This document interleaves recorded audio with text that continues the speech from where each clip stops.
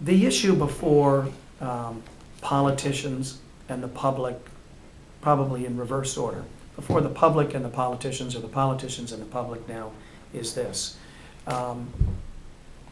Do crackdowns, do more stringent measures with respect to certain types of crimes work?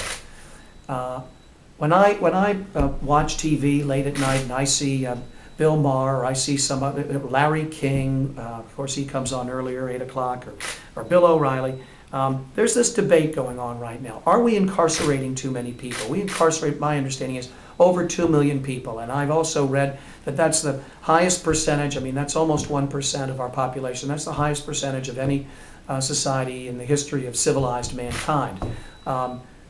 So do crackdowns work? Crackdowns worked with drunk driving.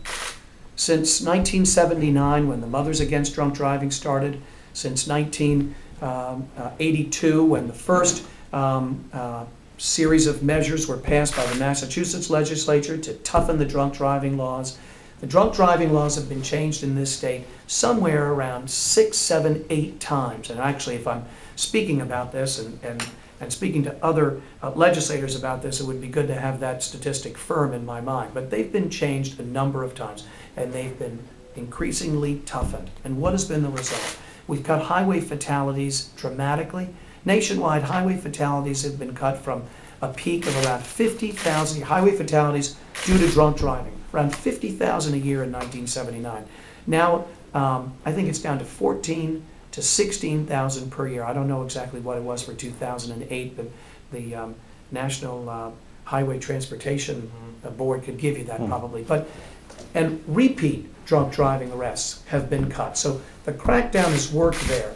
Now, opponents of a crackdown might say, well, look at what's happened with drugs.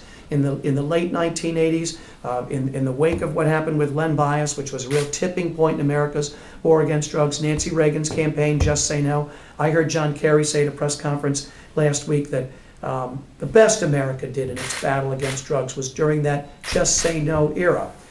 So legislatures passed these mandatory minimum sentences. Massachusetts was one of them, which are among some under fire right now. Mandatory sentences for dealing in excess of 14 grams or more, 28 grams or more, 100 grams or more, 200 grams or more, with marijuana 10,000 pounds or more.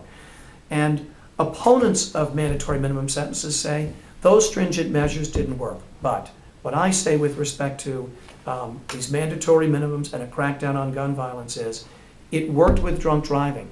You can debate whether it's worked or not with drug dealing, but it has worked in Bristol County with respect to gun violence. And it can work, in my opinion, statewide with respect to gun violence. And there is a crying need for it, as Justice Cowan said in her dissent. I mean, I wish I could, the way she starts it, I think is particularly powerful. She says,